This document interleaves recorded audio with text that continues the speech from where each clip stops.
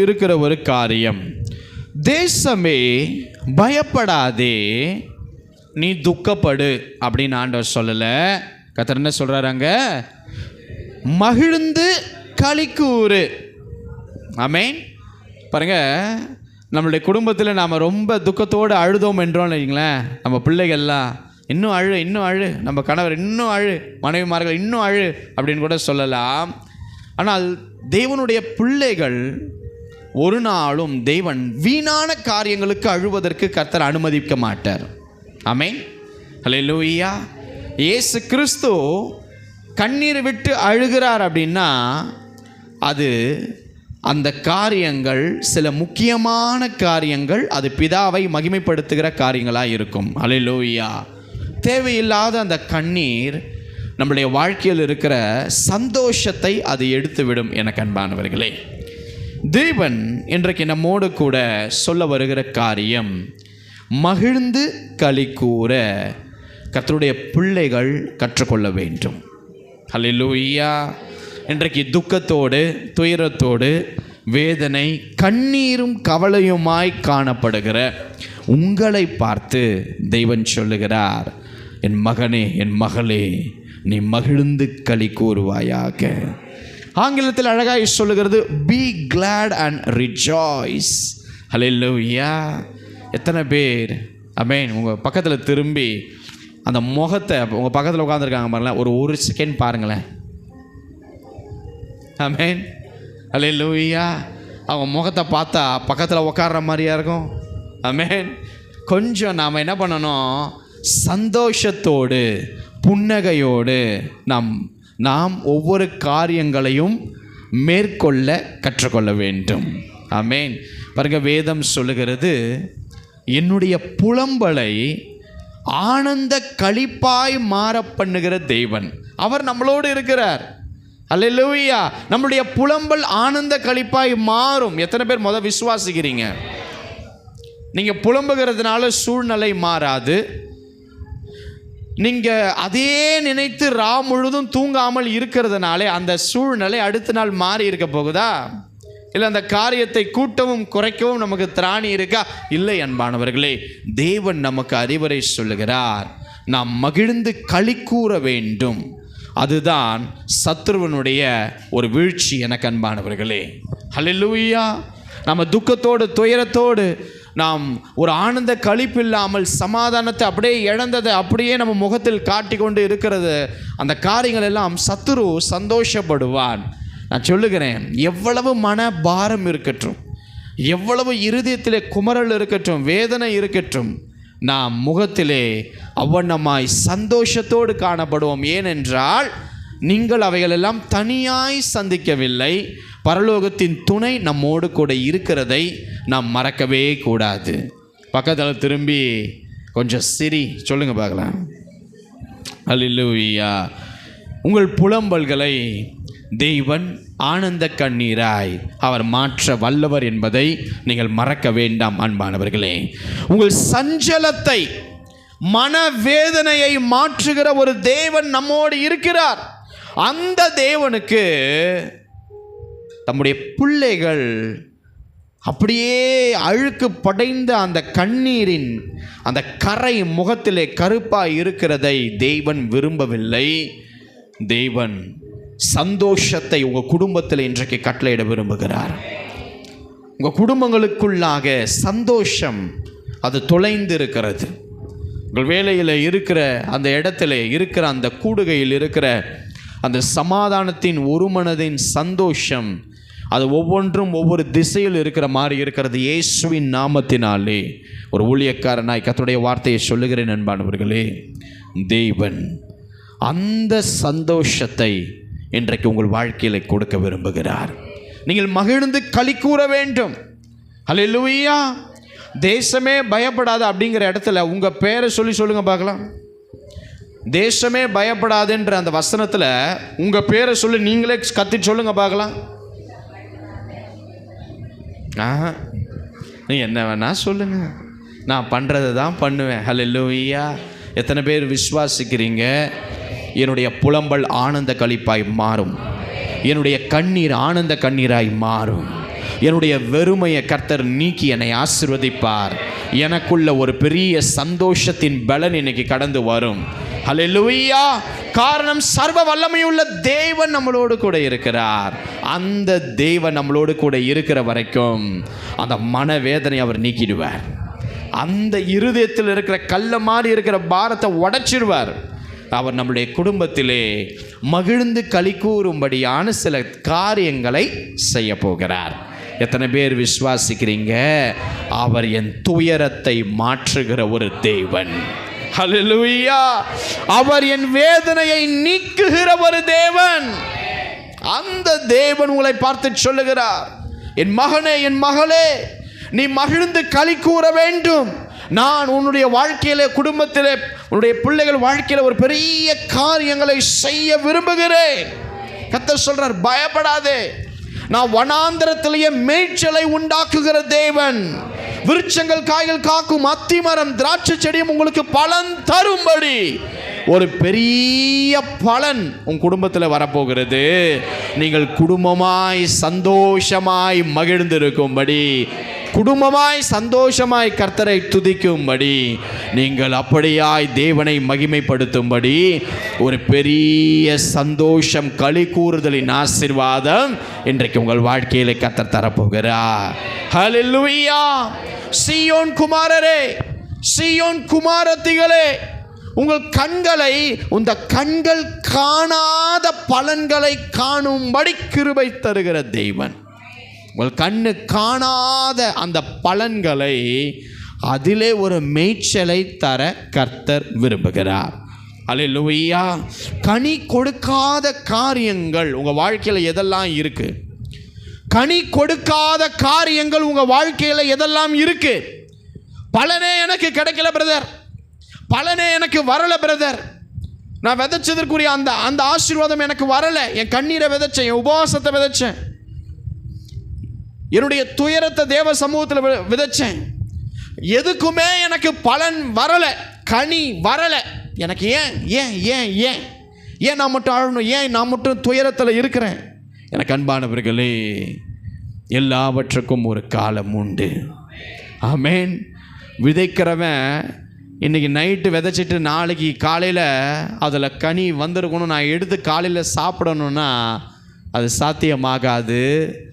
நேரம் எடுக்க எடுக்க, மாதம் எடுக்க எடுக்க அதுக்கு தேவையான தண்ணீரை தேவன் பாய்ச்சி, அது தேவையான சத்துவத்தோடு அந்த கனியை தரும்படி, அது தேவையான நேரத்திலே நாம் விடாய்ந்த ஆத்துமாவுக்கு அது திருப்தியை கொடுக்கும்படி, தேவையான நேரத்திலே விதைச்சதற்குரிய கனி உண்டாயிருக்கும். நான் விசுவாசிக்கிறேன், அது இன்றைக்கு ஆரம்பிக்க போகுது. இனி வருகிற நாட்களிலேயும் நான் சொல்லுகிறேன், மிகுந்த பலனை தந்து கர்த்தர் உங்களை மகிழும்படிக்காய், நீ களி கூறும்படிக்காய் கர்த்தர் காரியங்களை செய்ய போகிறார். நான் சொல்லட்டுமா? எதுவும் வீண் ஆகவில்லை, எதுவும் வீணும் ஆகாது. ஹல்லேலூயா. காரணம், அந்த கண்ணீருக்கு பயன் தருகிற ஒரு தேவன், நம்மளுடைய அந்த துக்கத்திற்கு பலன் தருகிற தேவன், நம்முடைய துக்கத்தின் நிந்தையை மாற்றுகிற தேவன், நம்மளுடைய கசப்பு நிறைந்த நிந்தையை நீக்குகிற ஒரு தேவன். இந்த தேவன் நீங்கள் மகிழும்படியான காரியங்களை அவர் செய்ய போகிறார். ஒரு நல்ல இளைப்பாறுதலின் ஆசீர்வாதத்தை தேவன் உங்களுக்கு தருவார். அன்பானவர்களே, எத்தனை பேர் விசுவாசிக்கிறீங்க? ஹல்லேலூயா. தேசமே பயப்படாதே, மகிழ்ந்து களி கூறு, நான் பெரிய காரியங்களை உன் வாழ்க்கையில செய்வேன் என்று தேவன் சொல்லுகிறார். வனாந்தரத்திலே மேய்ச்சல் உண்டாகுமா, விருட்சங்கள் காய்களை கொடுக்குமா, அத்திமரம் திராட்சை செடியும் பலனை தருமா. கர்த்தருக்குள் மகிழ்ந்து களி கூறுங்கள், சீயோன் குமாரனே, சீயோன் குமாரத்தியே. ஹல்லேலூயா. எத்தனை பேர் வாழ்க்கையில், பிரதர், என் குடும்பத்தில், என் வாழ்க்கையில் நான் சிரிக்கிற ஒரு சூழ்நிலையே எனக்கு அமைய மாட்டேங்குது, ஒரு நாள் சிரித்தா மீத 30 நாளும் துயரத்தோடு கண்ணீரோடு தான் நாங்கள் காணப்படுறோம். இயேசுவின் நாமத்தில் சொல்கிறேன், கர்த்தர் நீங்கள் துக்கமாக இருப்பதற்கு அவருக்கு பிரியமே கிடையாது. அவருக்கு பிரியமே கிடையாது. நீங்கள் உங்கள் துக்கத்தை விடுங்க, உங்கள் துயரத்தை விடுங்க. ஒவ்வொரு நாளும் கடப்பதற்கு மாத்திரம் கிருபை கேளுங்க. ஒவ்வொரு நாளும் என்ன காரியங்களோ அதில் தேவன் நிறைவாய் தந்தருள மாத்திரம் கிருபையை கேளுங்க. எனக்கு அன்பானவர்களே, தேவன் நிச்சயமாய் நீங்கள் மகிழும்படியான காரியங்களை அவர் உங்களுக்கு அமைத்து தருவார். எத்தனை பேர் ஆமென் சொல்கிறீங்க? எல்லாம் கரங்களை உயர்த்துங்க பார்க்கலாம். நீங்கள் சொல்லுங்கள், நான் அழ ஒரு காலம் உண்டு. சொல்லுங்கள் பார்க்கலாம். நான் புலம்புறதுக்கு ஒரு காலம் உண்டு.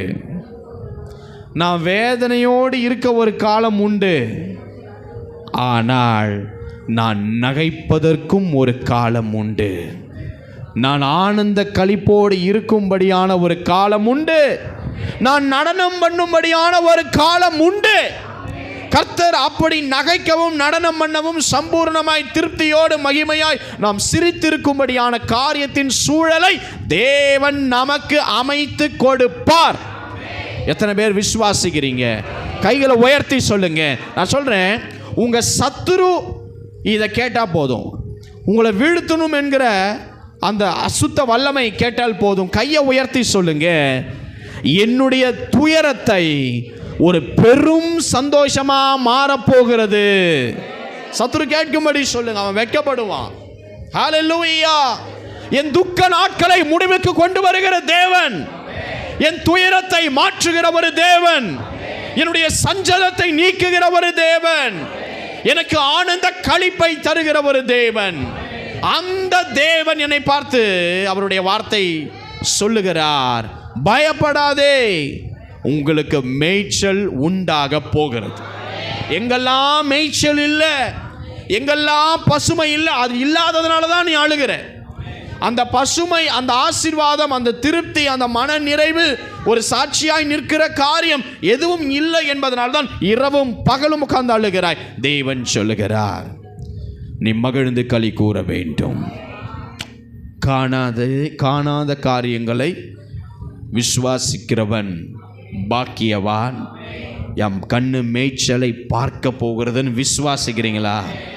கர்த்தர் என் சூழ்நிலையை மாற்றுவார்னு விசுவாசிக்கிறீங்களா? அழுகிறன்னா சந்தோஷப்படுற மாதிரி எனக்கு நாட்கள் கிடைக்க போகிறதுன்னு விசுவாசிக்கிறீங்களா? தேவன் உங்களுக்கு மகிழ்ந்து களி கூறும்படி கர்த்தர் காரியங்களை செய்வார். அதுவும் நீங்கள் குடும்பமாய் உட்கார்ந்து மகிழ்ந்து இருக்கும்படி அந்த நிரந்தர தீர்வுகளை தேவன் உங்கள் குடும்பத்தில் கொண்டு வருகிறார். எத்தனை பேர் விசுவாசிக்கிறீங்க? பக்கத்தில் திரும்பி, ஏய் நீ நகைக்கும்படியான காலம் வருதான் சொல்லுங்க பார்க்கலாம். பக்கத்தில் திரும்பி, ஏய் நீ சந்தோஷப்படும்படியான காலம் வருகிறதாம். ஹல்லேலூயா! அவர் சகலத்தையும் அதின் காலங்களிலே நேர்த்தியாய் செய்கிற தேவன். அந்த தேவன் இன்றைக்கு உங்களுடைய தத்தளிப்பை மாற்ற விரும்புகிறார். கண்ணீர் நிறைந்த போராட்ட வாழ்க்கையை மாற்ற விரும்புகிறார். பாருங்க, வேதம் சொல்லுகிறது, நித்திய மகிழ்ச்சி சத்ரு தலைமையிலையா இருக்கும்? இல்லை. அந்த நித்திய மகிழ்ச்சி உங்கள் தலைமேல் திரும்பும். நீங்கள் சந்தோஷம் மகிழ்ச்சியும் அடைவீங்க. இப்போ இருக்கிற சஞ்சலமும் தவிப்பும் அது ஓடி போக போகிறது. எத்தனை பேர் விசுவாசிக்கிறீங்க? என் சஞ்சலங்கள் மாறப்போகிறது, என் தவிப்புகள் மாறப்போகிறது. இயேசுவின் நாமத்தினாலே சொல்ற அன்பானவர்களே, ஒரு பெரிய ஆறுதலின் ஆசீர்வாதம் கர்த்தர் உன் வாழ்க்கையிலே கொண்டு வந்து கொண்டிருக்கிறார்.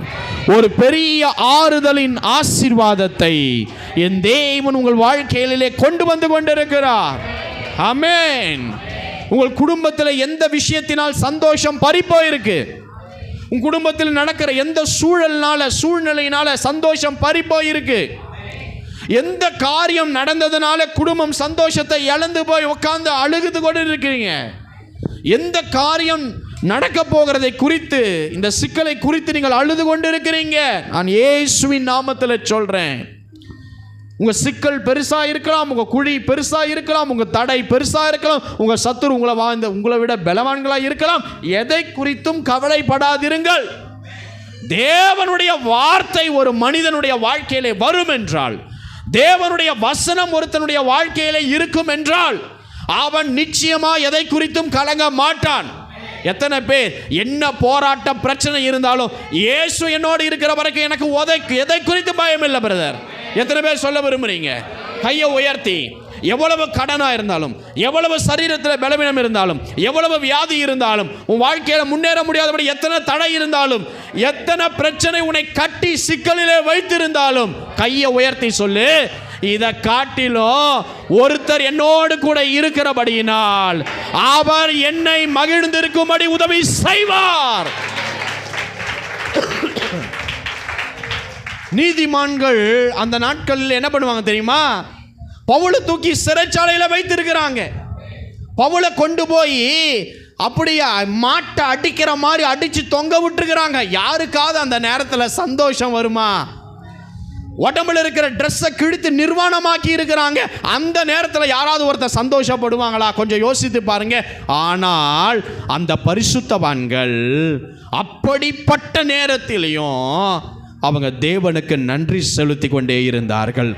காரணம், மாம்சமா இருக்கிறவனுக்கு பார்க்கிறவனுக்கு தெரியும், ஐயோ பவுல் கட்டப்பட்டுட்டாரே, பவுலை அடிச்சிட்டாங்களே, பவுல் சரீரம் கிழிஞ்சிருக்குதே, பவுல் சரீரத்தில் ரத்தம் ஊத்துதே, பவுலை அவமானப்படுத்துறாங்களே, அவருடைய வரத்த கனி எல்லாம் அசிங்கமாக பேசுகிறாங்களே, அவர் நிர்வாணத்தை ஜனங்களை பார்க்க வைக்கிறாங்களேன்னுட்டு மற்ற மனிதர்களுக்கு அதுதான் தெரியும், இப்படியாய் பவுல் வேதனைப்படுகிறாரே என்று.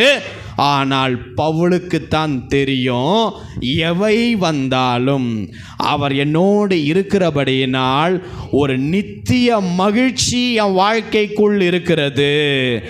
அவர் என் கூட இருக்கிற வரைக்கும் எது நடந்தாலும் என்னையும் அவரையும், அவருக்கு நான் காட்டுகிற அன்பை விட்டு என்னை அது பிரிக்காது. நித்திய மகிழ்ச்சியின் ஆசீர்வாதம் என் தலையின் மேல் இருக்கும். ஏது நடந்தாலும் நான் மகிழ்ந்திருப்பேன். ஒரு முடிவு இன்னைக்கு எடுங்க. ஏது நடந்தாலும் உங்களை குறித்து தவறா பேசட்டும், உங்க வீட்டில் வந்து கத்தட்டும், உங்களால் கடன் கொடுக்க முடியலன்னு உங்களை அசிங்கமா அவதூறா பேசட்டும், எஸ், எல்லாம் உண்மைதான், எல்லாம் உண்மைதான். ஆனா இந்த மாதிரி நேரத்தில் தான் கர்த்தருடைய பிள்ளைங்க சந்தோஷமா இருக்க வேண்டும். அல்லேலூயா. இந்த மாதிரி நேரத்தில் புலம்பல உன் குடும்பத்தில் கொண்டு வரணும் என்பது சாத்தான் திட்டம். இந்த மாதிரியான ஒரு நேரத்தில் நீ கர்த்தரை தூஷிக்க வேண்டும் என்பது சாத்தானுடைய திட்டம். ஆனால் நான் உங்களுக்கு சொல்லுகிறேன், எது நடந்தாலும் என்ன நடந்தாலும் அவரை உயர்த்தி கொண்டு, அவரை சார்ந்து, அவருக்குள் மகிழ்ந்திருக்கும்படி இருக்கிற அந்த அனுபவம் ஒரு நித்திய மகிழ்ச்சியை உன் வாழ்க்கைக்குள் கொண்டு வரப்போகிறது. எத்தனை பேர் ஆமென் சொல்றீங்க? மகிழ்ச்சி என்றால் நமக்கு பிடிச்சது வரும்போது வரும், அதுக்கப்புறம் போயிடும். ஆனால் நித்திய மகிழ்ச்சினா எது நடந்தாலும் என்ன நடந்தாலும் என் கூட ஒருத்தர் இருக்கிற வரைக்கும் என்ன ஒரு காரியமும் என்னுடைய மரத்தை அடியில் இருக்கிற வேரை வெட்டுவதற்கு ஒருத்தனுக்கும் அதிகாரம் கிடையாது. நான் மகிழ்ந்திருப்பேன். எத்தனை பேர் இன்றைக்கி ஒப்பு கொடுக்குறீங்க? எனக்கு பிடிக்காத காரியங்கள் என் வாழ்க்கையில் நடக்கும் பொழுது நான் மகிழ்ந்திருக்க போகிறேன்.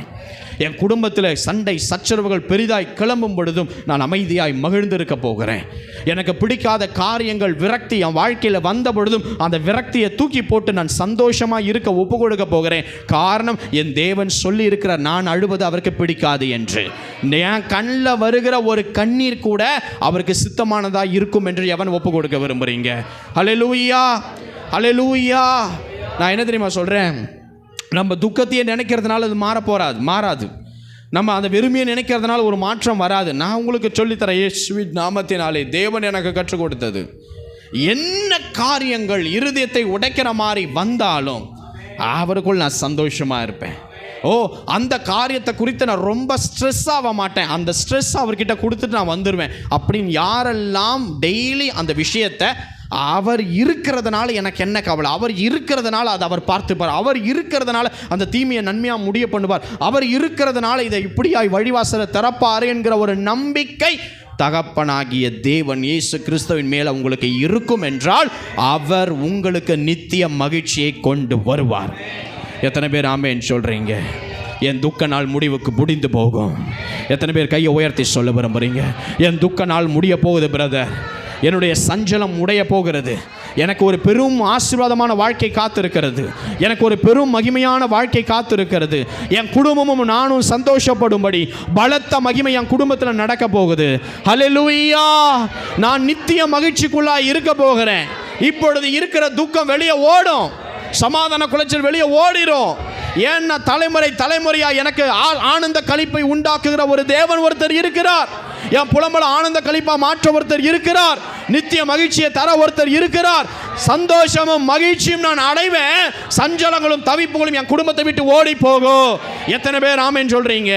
என் குடும்பத்தை விட்டு, என் வேலையை விட்டு, என் ஊழியத்தை விட்டு, என் பிள்ளைகளை விட்டு சஞ்சலங்களும் தவிப்பும் ஓடி போக போகுது. எத்தனை பேர் அறிக்கை செய்ய விரும்புறீங்க? கையை உயர்த்துங்க பார்க்கலாம். சஞ்சலங்களும் தவிப்புகளும் ஓடி போகும். இனி நான் முறுமுறுக்க போறதல்ல. சொல்லுங்க பார்க்கலாம். இனி நான் அப்படியே உட்கார்ந்து அழ போறதல்ல. நடந்துருச்சா? இனி அதை மாற்றுவதற்கு, நாளைய காரியத்தை மாற்றுவதற்கு ஒரு தேவன் இருக்கிறார்னு சொல்லி நான் எழுந்து நடக்கக்கூடிய பராக்கிரமத்தின் பலனை தேவன் எனக்கு தரப்போகிறார்.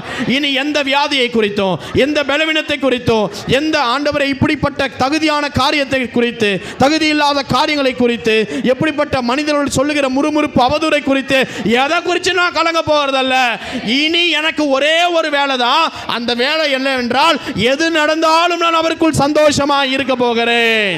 எத்தனை பேர் ஆமென் சொல்ல விரும்புறீங்க? ஹல்லேலூயா! எந்த கெட்ட செய்தி வந்தாலும் சரி, அவர் என்னை திடப்படுத்துகிற தேவன்.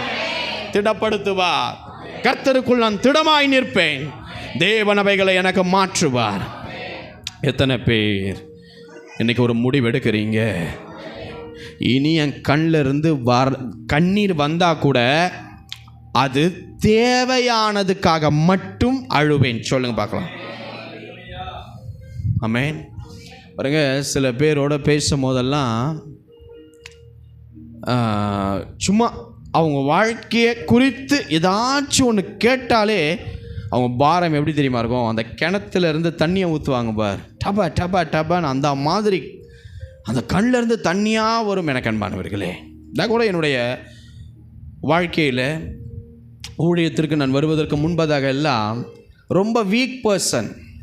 எது நடந்தாலும் உட்காந்து அழுதுருவேன், எது நடந்தாலும் உடனே கண்ணில் தண்ணீர் வந்துடும். ஆனால் தேவன் என்னோடு ஒரு சரியான ஒரு நேரத்தில் பேசினார். அன்னிலிருந்து நான் மற்ற காரியங்களுக்காக அழுகிறதை நிறுத்திவிட்டேன். ஆமென்.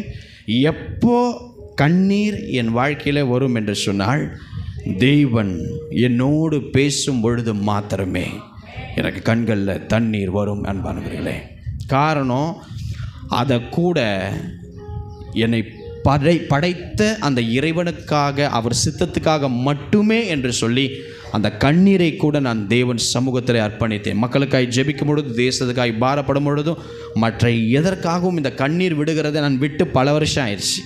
நான் ஏன் சொல்கிறேன்னா, தேவன் எனக்கு கற்றுக் கொடுத்தார். தேவன் ஒருத்தர் நம்மளோடு இருக்கிறார். தேவன் நம்ம பக்கத்தில் இருக்கிறார். தேவன் நம்மளை நடத்துகிறார். அவருக்கு தெரியும். அப்பாவுக்கு தெரியாதா பிள்ளைகளுக்கு என்ன வேணும்? என்ன சொல்கிறேன், கழுத்து நெரிக்கிற பிரச்சனையாக கூட இருக்கட்டும், my father is with me. என் தேவன், என் தகப்பன், என் தாய் என் கூட இருக்கிற வரைக்கும், தேவன் இருக்கிற வரைக்கும் என்னத்தை பண்ண முடியும்? யாரால? நான் அழ மாட்டேன், நான் மகிழ்ந்து களி கூற போகிறேன். சந்தோஷத்துடன் சத்ருவை எதிர்கொள்ளணும், சந்தோஷத்துடன் கடனை எதிர்கொள்ளணும், சந்தோஷத்துடன் காரியங்களை எதிர்கொள்ளணும். ஹல்லேலூயா, ஹல்லேலூயா. நானும் என்னுடைய மனைவியும் எத்தனையோ நாட்கள் அழுதது உண்டு. எத்தனையோ நேரங்கள் நாங்கள் அழுது இருக்கிறோம். யாருக்குமே தெரியாது. இந்த மினிஸ்ட்ரி ஊழியத்திற்கு வந்ததனால் மாத்திரம் என்னுடைய வாழ்க்கையில் நான் சொல்கிறேன் பாருங்க, ஊழியத்திற்கு நாங்கள் வந்ததனால் மாத்திரம் எங்களுக்கு 10 லட்சம் ரூபாய் நஷ்டம். யாருக்குமே தெரியாது. தேவனுடைய ஊழியத்தை நாங்கள் செய்கிறதுனால எங்களுக்கு வந்த நஷ்டம் 10 லட்சம் ரூபாய். இந்த 7 வருஷமாய் நாங்கள் எவ்வளவோ கண்ணீர் வடித்து இருக்கிறோம். ஆனால் நாங்கள் யார்கிட்டையுமே சொன்னது கிடையாது. தெரியுமா? உங்களுக்கே இப்போ தானே தெரியும். நாங்கள் ஊழியத்துக்கு வந்ததுனால எங்களுக்கு 10 லட்சம் ரூபாய் நஷ்டம். கர்த்தர் அறிவார். ஆனால் நாங்கள் ஒரு நாள் உங்ககிட்ட எதையுமே சொன்னது கிடையாது. ஏன் தெரியுமா? தேவையில்லை. ஏன் சொல்லணும்? அப்படி சொல்லி என்னத்தை நம்ம தயவை சம்பாதிக்கணும்? கால் பண்ண ஒருத்தர் இருக்கிறார் நம்மளோடு கூட, அழைத்த ஒருத்தர் நம்மளோடு கூட இருக்கிறார். நம்ம எதுக்கு கவலைப்படணும்? எதுக்காக நம்ம ஆழணும்? அவருக்கு தெரியாதா எல்லாத்தையும் மாற்ற மாட்டாரா? அந்த கான்ஃபிடென்ட் அவர் மேலே இருக்கணும். அந்த கான்ஃபிடென்ட் லெவலை தயவு செய்து நீங்கள் வளர்த்து கொள்ளுங்கள் எனக்கு அன்பானவர்களே. பாருங்க, வேதாகமத்திலே ஒரு பெண் இன்னொரு ஸ்திரீயினுடைய வார்த்தையை கேட்டு அவர் எப்படி அழுதார்கள் என்று வேதம் சொல்லுகிறது. நல்லா கவனிங்க. இங்கே இந்த பெண்ணினால் இவளுடைய வார்த்தையை கேட்கும் போதெல்லாம் இந்த அன்னாள் உடைந்து உடைந்து அழுகிறாள். அவளுடைய வார்த்தை இந்த அன்னாளை காயப்படுத்தியது. அவளுடைய வார்த்தை இந்த அன்னாளை மனமடிவாக்கியது. எப்பெல்லாம் சபைக்கு போகிறாளோ அந்த பெண்ணினால் பேசுகிற அந்த வார்த்தை இந்த அன்னாளால் சந்தோஷமாக சர்ச்சுக்குள்ளே வர முடியல. எப்போ பார்த்தாலும் உக்காந்து இந்த அன்னாள் அழுகிறாள் அழுகிறாள் அழுகிறாள், வேதனைப்படுகிறாள், தவிப்பாய் காணப்படுகிறாள். அப்போது நல்லா கவனிங்க அன்பானவர்களே, அந்த புருஷன் எல்கானா அந்த அன்னாளை பார்த்து சொல்லுகிறார், அன்னாளே ஏன் அழுகிற? ஏன் சாப்பிடாம இருக்க? ஏன் சஞ்சலப்படுற? 10 குமாரனை பார்க்கலாம், நான் உனக்கு அதிகம் தானே, நான் உன் கூட இருக்கேனே, அப்போ மற்றவன் இப்படி பேசிட்டாங்கிறதுக்காக நீ உட்காந்து அழுகிற? அவர் எல்கானா பாருங்க எப்படி தன் மனைவியை தேடுறார். அல்லேலூயா. ஆனால் நான் உங்களுக்கு சொல்லட்டுமா, அன்னாளை உண்மையாகவே எல்கானா நேசித்தார், உண்மைதான். அந்த ஆறுதலை எல்கானா உள்ளத்தின் ஆழத்திலிருந்து தான் சொன்னார், உண்மைதான். ஆனால் உண்மை என்ன தெரியுமா? எல்கானா எவ்வளவு நேசித்து உண்மையாக ஆறுதல் சொன்னாலும் அந்த ஆறுதல் அன்னாளுக்கு பலன் தரவில்லை. அந்த ஆறுதல் அன்னாளுக்கு உடைந்ததை பலப்படுத்தவில்லை. அந்த ஆறுதல் ஒரு காற்று மாதிரி அப்படி போயிடுச்சு. அது சரியாக கூட அவங்க இருதயத்தில் போய் தங்காத அளவுக்கு மன துக்கம். நல்லா கவனிங்க அன்பானவர்களே, அவங்க கணவர் ஆறுதல் சொல்லியும் தேற்றியும் கூட இருந்துமே அவள் மனம் கசந்து அழுகிறாள் அழுகிறாள் அழுகிறாள். ஆனால் இது சம்பவம் நடந்த பின்பு அந்த சபையில் அவள் தங்கி இருக்கிறாள். காலையில் அவள் வீட்டுக்கு கிளம்பி போகிறாங்க. அந்த ராத்திரி இன்னொருத்தர் ஆறுதல் சொல்லும்படி அன்னாளுக்கு வருகிறார். அதுதான் தேவன். அவர் ஏலி மூலமாக சொல்லுகிறார், அன்னாளே நீ சமாதானத்தோடு போ, நீ இஸ்ரவேலின் கேட்ட அந்த உன் விண்ணப்பம் இருக்கு பத்தியா, அதை நான் உனக்கு கட்டளையிடுவேன்னு சொல்லி தேவன் ராத்திரி அந்த அன்னாளோடு கூட ஏலியின் மூலமாய் பேசுகிறார். நான் சொல்லட்டுமா, சமாதானத்தோடு போ, உன் விண்ணப்பத்தை நான் கேட்டேன்னு சொன்னது யாரு? கர்த்தர். கர்த்தருடைய வார்த்தை. இந்த வார்த்தை வந்ததுக்கப்புறம் வசனம் என்ன தெரியுமா சொல்லுது? அன்னாள் போய் சாப்பிட்டாள். அங்க எல்கானா சொல்றாரு, சாப்பிடு, நீ கவலைப்படாத, 10 குமார பார்க்கலாம், நான் உனக்கு அதிகம் அல்லவா, நான் கூட இருக்கேன், எதை குறித்து கலங்காத, யார் எதை பேசினால் நான் கூட இருக்கேன். எந்த ஆறுதல் சொன்னாலும் அந்த ஆறுதல் அவளுக்கு பலனை தரவில்லை. ஆனால் இங்கே ஆண்டவர் சொல்கிறாரு, நீ சமாதானத்தோடு போ. அந்த வார்த்தை உடனே போய் அவங்க கை கழுவி சாப்பிட்றாங்க. அவங்க வசனம் சொல்லுது, அதோடு அவங்க துக்கமாக இருக்கவும் இல்லையா. ஏன் தெரியுமா? மனிதனுடைய ஆறுதல் அது உண்மையாக இருந்தாலும் அது நம்மளை தேற்றாது, அது நம்மளை ஆற்றாது. அவன் உண்மையாக நேசிச்சார் எல்கானா, நான் அதை தப்பு சொல்லலை. ஆனால் தேவனுடைய ஆறுதல் அவள் இருதயத்தில் இருக்கிற அப்படியே துக்கத்தை வேரோடு பிடுங்கி போட்டது. வேதம் சொல்லுது, அதோடு அவள் துக்கமாக இருக்கவில்லை. அல்லேலூயா. அப்போ சாப்பிடாத அவள் இங்கே சாப்பிட்றா, அழுகிற, அங்கே அவள் இவங்க சிரிக்கிறா, அங்கே மனக்கசப்போடு வந்திருக்கா, இங்கே ஜாலியாக சந்தோஷமாக கர்த்தர் சமூகத்துக்கு வீட்டுக்கு போகிறா. யாருடைய ஆறுதல் அவங்க வாழ்க்கையில் வந்துச்சப்போ? தேவனுடைய ஆறுதல். கர்த்தர் உங்களை இன்னைக்கு ஆறுதல் படுத்துகிறார். அவர் ஆறுதல் சும்மா உங்களை தட்டிட்டு நீங்கள் போகும்போது அப்படி விட்டுட்டு போவாது, அந்த ஆறுதல் இல்லைங்க. அவர் ஆறுதல் உங்களை பலவானாய் மாற்றும். அவர் ஆறுதல் உங்களை பலப்படுத்தும். கர்த்தர் உங்களை ஆறுதல் படுத்துகிறார்.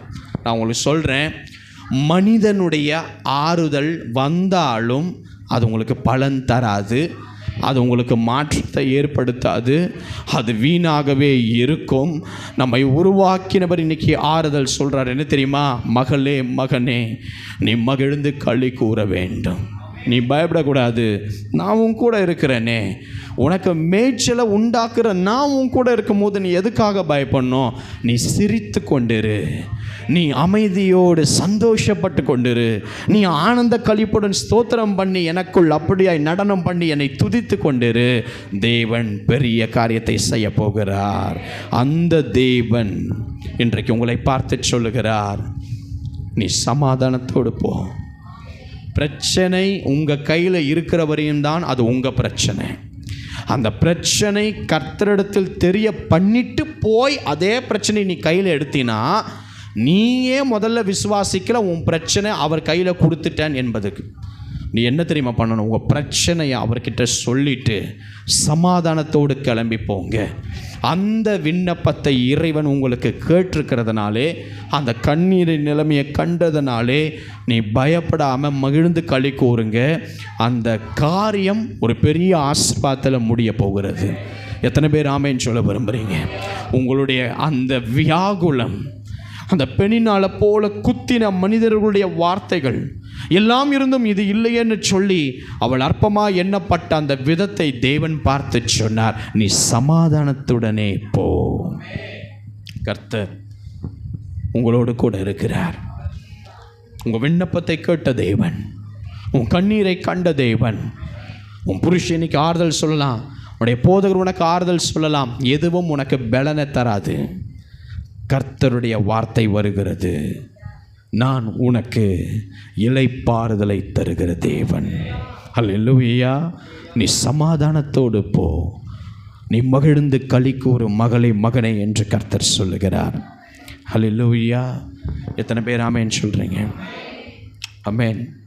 பாருங்க, இப்போ கூட ரீசெண்டாக நியூஸில் 2 நாளைக்கு முன்னாடி கூட ஒரு கடனால் ஒரு கணவர், ஒரு மனைவி, அவருடைய மகள் எல்லாரும் பார்த்திங்கன்னா சூசைட் அட்டம் பண்ணி மாண்டு போயிட்டாங்க. அவருடைய துக்கம் எப்படி ஒரு துக்கமாக இருந்திருக்கும் கொஞ்சம் யோசிச்சு பாருங்கள். நமக்கு பிரச்சனை அப்படின்னா நம்ம வீட்டில் வந்து சொல்லுவோம். ஒரு பிரச்சனை அப்படின்னா நம்ம நம்பிக்கைக்குரியவங்கிட்ட வந்து சொல்லுவோம். ஒரு பிரச்சனை அப்படின்னா யாரால் இதை சால்வ் பண்ண அவங்களுக்கு பலன் இருக்கோ அவங்கக்கிட்ட சொல்லுவோம். இப்போ அந்த பர்சன்னாலேயே இந்த பிரச்சனையை மேற்கொள்ள முடியலன்னா அவங்க நம்பிக்கை இழந்து போயிடும். அந்த நம்பிக்கை இழக்கும் போது சாத்தான் உள்ளே போந்துருவான். அந்த துக்கத்தினால் இனி வாழ்ந்தால் என்ன, செத்தா நலமாக இருக்கும்னு ஒரு தாட்டை கொண்டு வருவான். அந்த தாட்டை கொண்டு வந்து அப்படியா அவன் சூசைட் அட்டம் பண்ண வைப்பான், மாண்டு போகும், அது பாதாளத்துக்கு போகும். அதுதான் உலகத்துக்கு நடக்கும். ஆனால் இன்றைக்கி நீ நானும் உட்காந்து அழுது பாரு. அடுத்த நாளாக ஞாயிற்றுக்கிழமை கர்த்தருடைய செய்தியின் வார்த்தை இங்கிருந்து வரும். ஏன் தெரியுமா? உன்னை அப்படி சாக தேவன் அனுமதிக்க மாட்டார். உன்னை வாழ வைக்கிற தேவன், உன்னை சாட்சியாய் நிறுத்துகிற தேவன், உன் துக்கத்தின் கரையை மாற்றுகிற தேவன், உன்னை மகிழ்ந்து களி கூறும்படி பெரிய காரியங்களை செய்கிற தேவன்.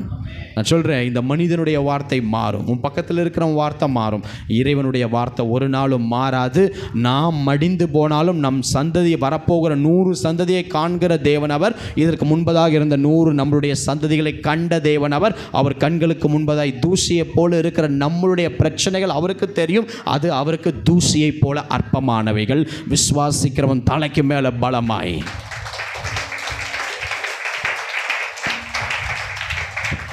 பாருங்க, தேவன் பாஸ்டமா சொல்லியிருந்தாங்கன்னு நினைக்கிறேன்.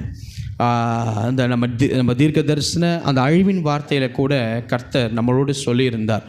அநேக முதியவர்கள் தங்களுடைய பிள்ளைகள் பராமரிக்க முடியாத அந்த தத்தளிக்கிற அந்த காரியத்தில் பராமரிப்பு இல்லாதனால அவங்க கொளுத்திப்பாங்க. இந்த விஷயம் அவங்க சொன்ன மாதிரி இந்த ஒரு இடத்துல மாத்திரம் நடக்கவில்லை என்பானவர்கள். ஒரே மாதம் தான் போயிருக்கு, இது 2வது மாதம் வந்திருக்கு வருஷத்தில்.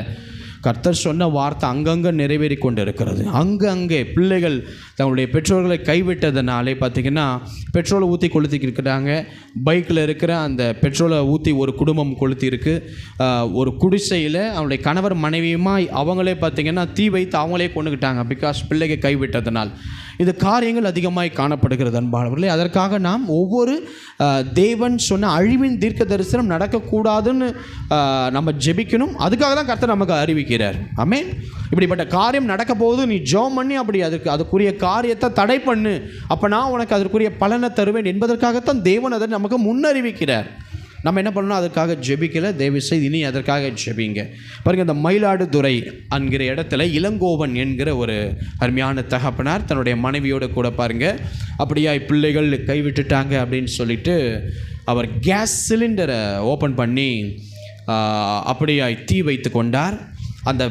அந்த வீடு முழுவதும் பார்த்திங்கன்னா கருகி உடைந்து, இத்தனைக்கும் சொந்த வீடு, அப்படியே கருகி உடைந்து பர்ஸ்ட் ஆகி அவருடைய மனைவி பரிதாபகமாக அங்கேயே உயிரிழந்தார். அந்த இளங்கோவன் அவர் அந்த தகப்பனார் ஹாஸ்பிட்டலில் அவருடைய உயிர் ஊசலாடி கொண்டு இருக்கிறது. அதாவது உயிர் மட்டும் உடம்புல ஒட்டியிருக்கு, உடம்பு ஃபுல்லாக வெந்து போச்சு 2 பேருக்கும். அவங்களுடைய எதுக்காக அவங்க அந்த காரியத்தை எடுத்தாங்கன்னா, பிள்ளைகள் எங்களை கைவிட்டு விட்டார்கள், இனி நாங்கள் வாழ பிடிக்கவில்லை சொல்லி நாங்கள் பெற்ற வயிற்றை நாங்களே கருக்கி கொள்ளுகிறோம் என்கிற ஒரு முடிவை எடுத்திருக்கிறார்கள். தேவன் சொன்ன தீர்க்க தரிசனம் அங்கங்கே நடைபெறுகிறது அன்பானவர்களே. நாம் அதை விளையாட்டை பார்க்கக்கூடாது. ஏதோ ஒரு நியூ இயரில் உங்களை வர வச்சு ஏதோ ஒரு 2 நல்ல வார்த்தை, ஏதோ ஒரு 2 கெட்ட வார்த்தையை சொல்லி உங்களுக்கு வாக்குத்தத்த கேலண்டர் கொடுத்து பணத்தை வாங்கி உள்ளே போட்டு கிளம்பணும் என்பதற்காக தேவன் அந்த வார்த்தைகள் உங்களிடத்தில் சொல்லவில்லை. நடக்க போகிற காரியம், அந்த இளங்கோவன் அவர் குடும்பம் அவருடைய உறவினர்கள்லாம் பார்த்தால் ரொம்ப பரிதாபமாக இருக்கிறது. அப்படிப்பட்ட ஒரு நல்ல படித்த ஒரு தாய் தகப்பன் யோசித்து பார்க்குறேன் நான், இதெல்லாம் யாருக்கு நடந்திருக்கும் தெரியுமா? அவங்கள விட பிரச்சனை நமக்கு தான் அதிகம், அவங்கள விட பாடு நமக்கு தான் அதிகம். இதெல்லாம் உன் குடும்பத்தில் என் குடும்பத்தில் நடந்திருக்க வேணும். ஏதோ தேவனுடைய அனாதி தீர்மானத்தினுடைய கிருபை.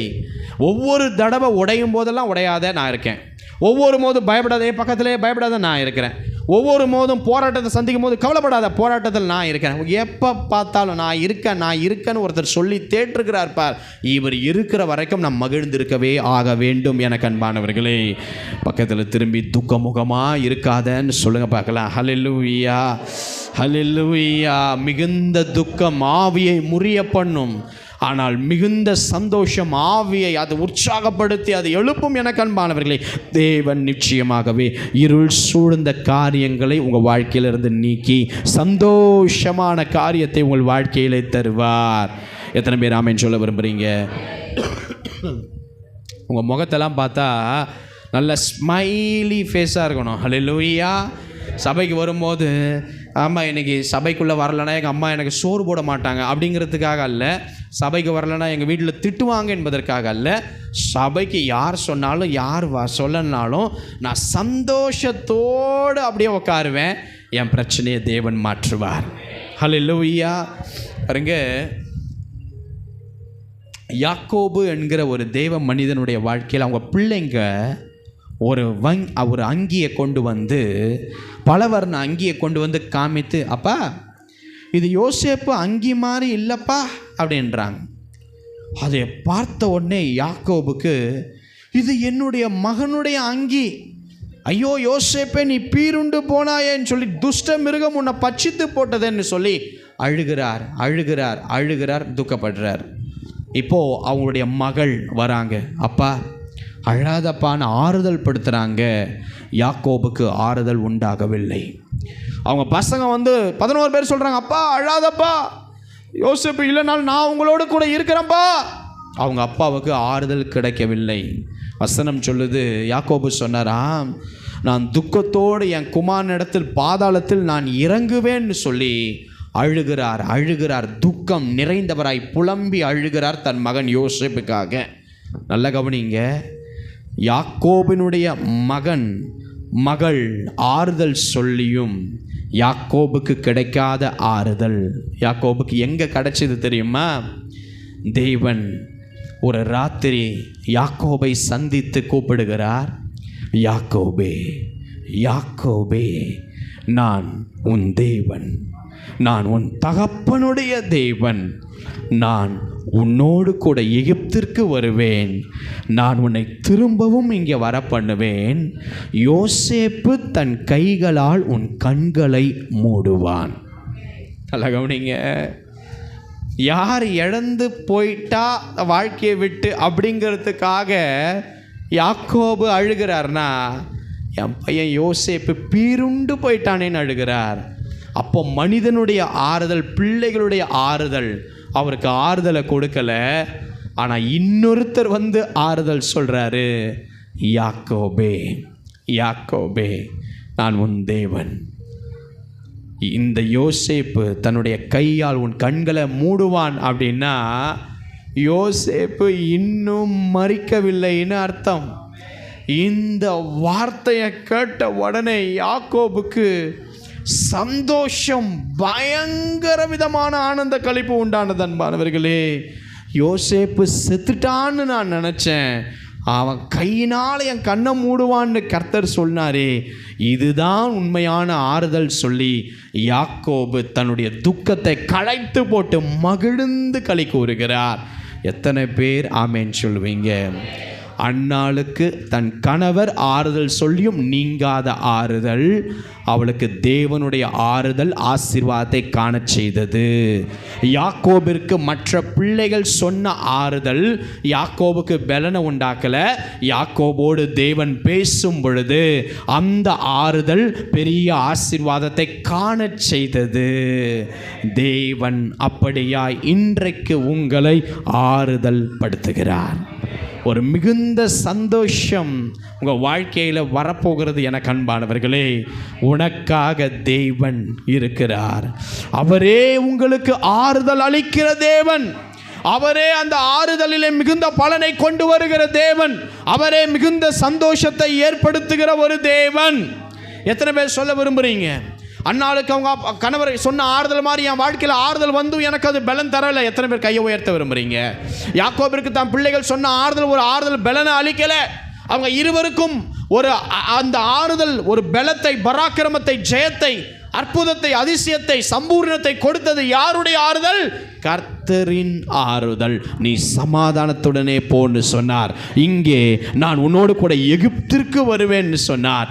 அந்த ஆறுதல் பெரிய ஆசீர்வாதத்தை கொண்டு வரும் என்றால் இன்னைக்கு மகிழ்ந்து களி கூற முடியாது இருக்கிற உங்களை பார்த்து கர்த்தர் சொல்லுகிறார், என் மகளே மகளே நீ மகிழ்ந்து களி கூறு. இயேசுவின் நாமத்தில் சொல்றேன்,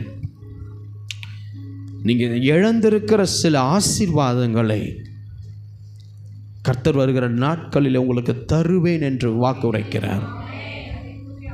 பழையவைகள் ஒழியும், ஆனால் பழைய ஆசீர்வாதங்கள் இழந்ததின் கணக்கை தேவன் வைத்திருக்கிறார்.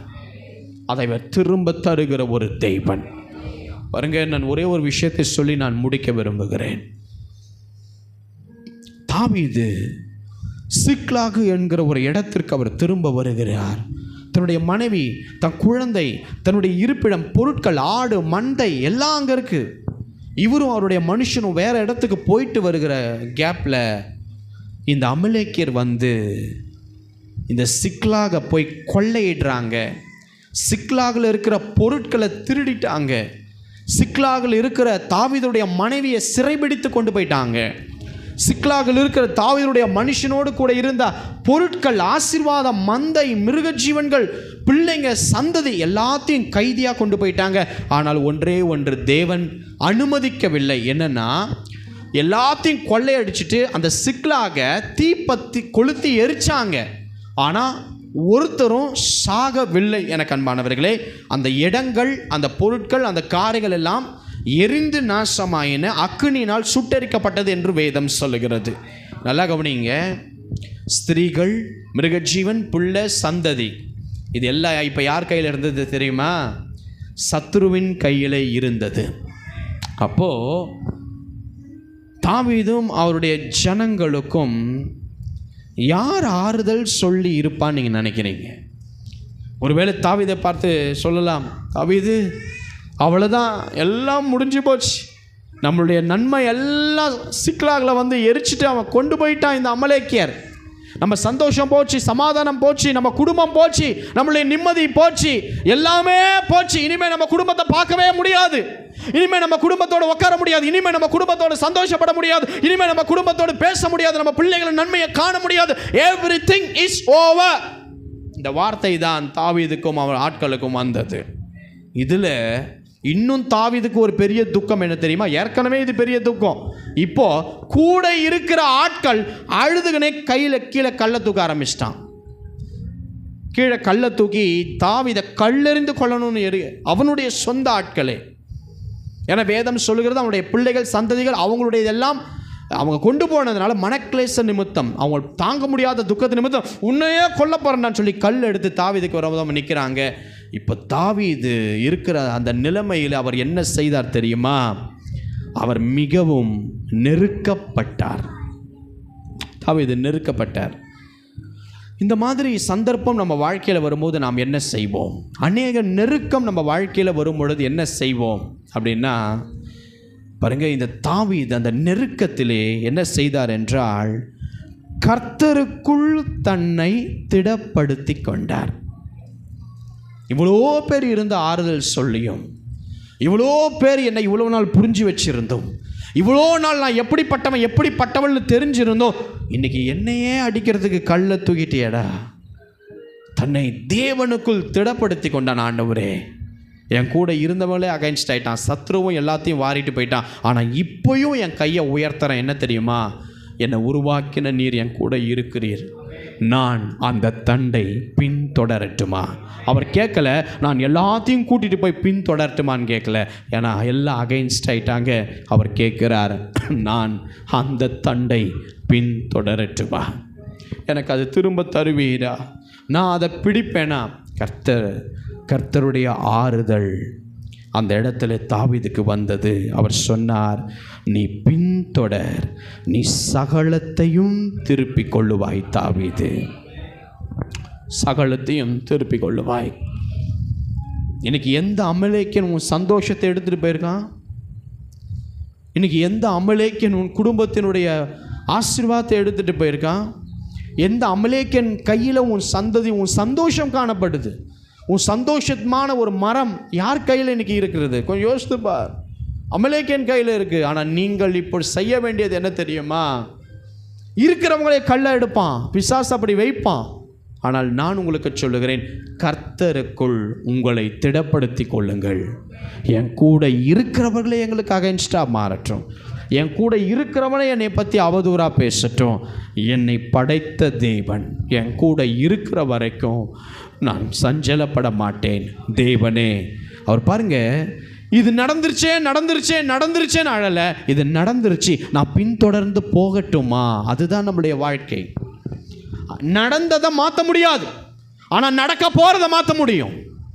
நடந்த வீழ்ச்சியை மாற்ற முடியாது, நடந்த தோல்வியை மாற்ற முடியாது, நடந்த இழப்பை மாற்ற முடியாது, எழுந்த சந்தோஷத்தை மாற்ற முடியாது. ஆனால் அடுத்து நடக்க போகிற தீங்கை மாற்ற ஒரு தேவன் நம்மோடு கூட உண்டு. அல்லேலூயா. நீ எதை எவ்வளவு இழந்தன் முக்கியம் அல்ல, நீ தேவனுக்கு எவ்வளவு விட்டேன்னு முக்கியம் அல்ல, நீ எவ்வளவு பரியாசப்பட்ட என்ன பெயர் உனக்கு வந்திருக்கு, எதை குறித்து நீ கவலைப்படாத. தேவன் உனக்கு சொல்லுகிறார், எனக்குள் நீ உன்னை திடப்படுத்திக்கொள், எனக்குள் உன்னை நீ திடப்படுத்திக்கொள். நெருக்கப்படுகிற நாளிலே அவர் நமக்கு தஞ்சமானவர். அன்பானவர்களே, தேவன் தாவீதை பார்த்து சொன்னார், என் தந்தை பின்தொடர், நீ சகலத்தையும் திருப்பிக் கொள்ளுவாய்ன்னு தேவன் சொன்னார். அதே மாதிரியான ஒரு பெரிய காரியங்களை தாவீதுக்கு தேவன் செய்தார். ஒன்றும் குறைவில்லாமல், வசனம் சொல்லுது, ஒன்றும் குறைவில்லாமல்.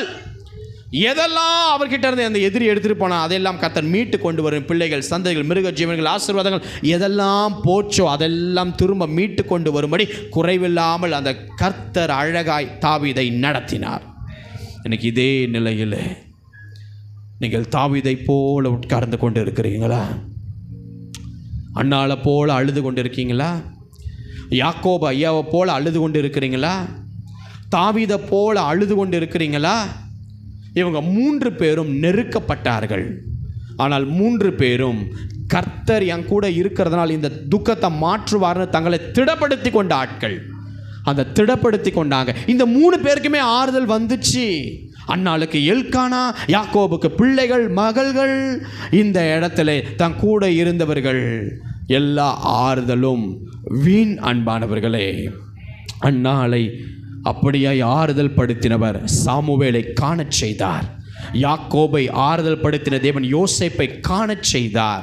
தாவீதை அந்த ஆறுதல் தந்த தேவன் தாவீதை சகலமும் அந்த ஆசீர்வாதத்தை திருப்பிக் கொள்ள வாய்க்கச் செய்தார். அந்த தேவன் நீ மகிழ்ந்திருக்கும்படி விரும்புகிறார்.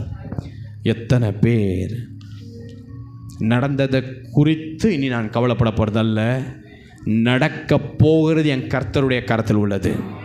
எத்தனை பேர் ஆமென் சொல்ல விரும்புகிறீங்க? நடந்தது போகட்டும், பண்ணது தப்பு பண்ண இருக்கட்டும், ரைட். ஆனால் அடுத்து நான் வைக்க போகிற ஒவ்வொரு காலும், அந்த கால் தடியும் என் தேவன் நடந்த அடிச்சுவடுகளிலே நிற்க போகிறது. எத்தனை பேர் ஆமென் சொல்ல விரும்புகிறீங்க? ஆமென். இன்னைக்கு எதெல்லாம் இழந்து போயிருக்க, உன் ஆசீர்வாதம் எல்லாம் திருடி கொண்டு போய் கொண்டு இருக்கிறாங்க. இயேசுவின் நாமத்தில் ஒரு ஊழியக்காரனாக கர்த்தருடைய வார்த்தையை சொல்கிறேன், அதெல்லாம் திரும்ப உன் இடத்திற்கே திரும்ப வரப்போகிறது. அதெல்லாம் திரும்ப வரும். கொஞ்சம் யோசிச்சு பாருங்க. எல்லாத்தையும் தீ கொளிச்சு அந்த சிக்கலாக எரிச்சாங்களே அந்த எதிரிகள், அந்த ஆடு மாடு பிள்ளைகள் எல்லாத்தையும் கொண்டு இருக்கலாமே. கர்த்தர் அதை அனுமதிக்கல, எடுக்கத்தான் அனுமதித்தார். ஆனால் அதுலேயும் நெருக்கப்படுற அந்த நேரத்திலும், துக்கம் இருக்கிற நேரத்திலையும் தாவீது விசாரித்தார் பாருங்க. அதனால் அவர் தேவனுக்குள் தன்னை திடப்படுத்தி கொண்ட அனுபவம், அந்த அனுபவம் ஒரு ஆசீர்வாதத்தை கொடுத்தது. ஆமென். ஹல்லேலூயா. நாம் திருவிருந்து எடுக்க போகிறோம். எனக்கு அன்பானவர்களே, தேவன் நமக்காக சிலுவையில் மரித்து ரத்தம் சிந்தி அந்த காரியத்தை இன்னைக்கு நாம் நினைவு கூற போகிறோம். இந்த ஆசீர்வாதம் மாம்ச ஆசீர்வாதத்திற்கும் நித்திய ஆசீர்வாதத்தையும் இந்த திருவிருந்து நமக்கு தரப்போகிறது. எத்தனை பேர் விசுவாசிக்கிறீங்க? நம்ம பாவத்தை மன்னிக்கிறதுக்கு ஒருத்தர் இருக்கிறார். ஆமென். யாராவது சொல்ல முடியுமா, நான் பாவமே செய்யவே இல்லை, நான் பாவம் செஞ்சதே கிடையாது, அதெல்லாம் சொல்ல முடியுமா? யாராலையும் சொல்ல முடியாது. பரிசுத்தமாக இருக்கிற ஒரே ஒருத்தர் தேவன் ஒருவர் தவிர வேறு எவனும் பரிசுத்தவான் கிடையாது. அவங்க ஹிஸ்ட்ரியை போய் எடுத்து பார்த்தா தான் தெரியும் தேவன் எவ்வளவு சுத்த கிருபைங்களை நம்மளை இந்த இடத்துல நிற்க வைக்கிறதெல்லாம். ஹல்லேலூயா. ஏன் உங்களுக்கு நீங்களே கேட்டுக்கோங்க, திருவிருந்து எவ்வளோ பெரிய பாக்கியம். அதில் கை வைக்க உனக்கும் எனக்கும் கொடுத்த பங்கு. நான் சொல்கிறேன், இயேசு என்கிற ஒரு வார்த்தையை சொல்கிறதுக்கே தம் மகன் தம் மகளுக்கு ஆண்டவர் அந்த மகிமை புத்திர சுவிகாரத்தை அந்த ஆவியை தேவன் தந்திருக்கிற எவ்வளோ பெரிய பாக்கியம். எவனுக்கும் கிடைக்காத பாக்கியங்க, எவனுக்கும் கிடைக்காத பாக்கியம்.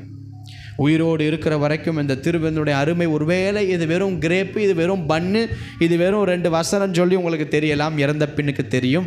இது ஆவி ஆத்மா சரீரத்துக்கு எவ்வளோ பலன் உள்ளது.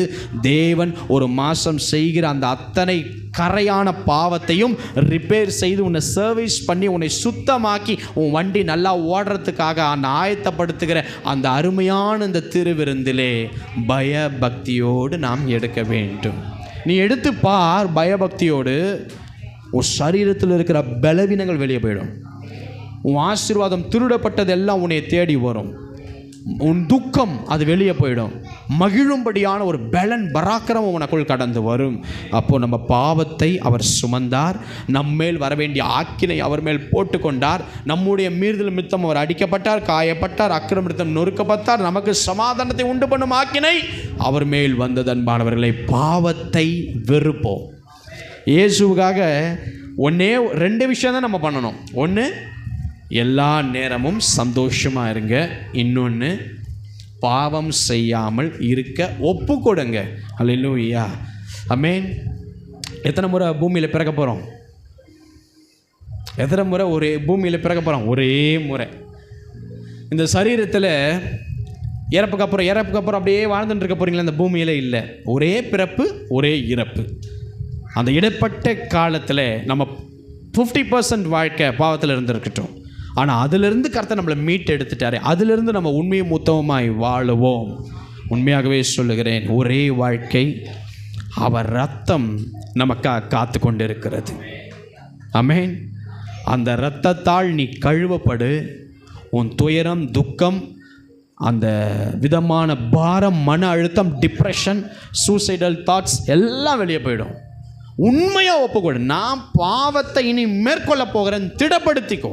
இனி பாவத்தை கை வைக்க மாட்டேன். என் தேவன் எனக்காக இவ்வளோ பெருசாக என் கூட நிற்கும் போது அவருக்காக இந்த சின்ன பாவத்தை நான் விட மாட்டேன்னா எல்லாம் தூசியும் குப்பை எனக்கு. இதெல்லாம் என் தேவன் சந்தோஷப்படுத்துறதுக்காக என் உயிரையும் நான் தருவேன் ஒப்பு கொடுக்கும்போது அந்த திருவிருந்து அவருடைய ரத்தம் உங்களை கழுவும், உங்களை சுத்தமாக்கும். உங்களே அறியாமல் உச்சந்தலேருந்து உள்ளம் கால் வரையும் காவா மாதிரி இருக்கிற ஒரு அப்படியே அழுக்கு தண்ணீரை கர்த்தர் ஆவியில் வெளியே எடுத்து அவர் உள்ளே வந்து உங்களை பலப்படுத்தி சமாதானம் சந்தோஷம் கொடுத்து எதையெல்லாம் உனக்கு ரிப்பேர் ஆகிருக்கோ சர்வீஸ் பண்ணணுமோ அதெல்லாம் ஆவி ஆத்மா சரீரத்தில் பண்ணி உன்னை இன்னைக்கு பலப்படுத்துவார். சபையை உடைத்த சவுலையே தேவன் சரி பண்ணும்போது, கிறிஸ்துவை மறுதலித்த பேதுருவையே தேவன் சரி பண்ணும்போது உன்னை மன்னிக்க மாட்டாரா? உன்னை மன்னிக்க போகிறார். எல்லாம் பய பக்தியோடு எல்லாம் எழுந்து நிற்கலாம்.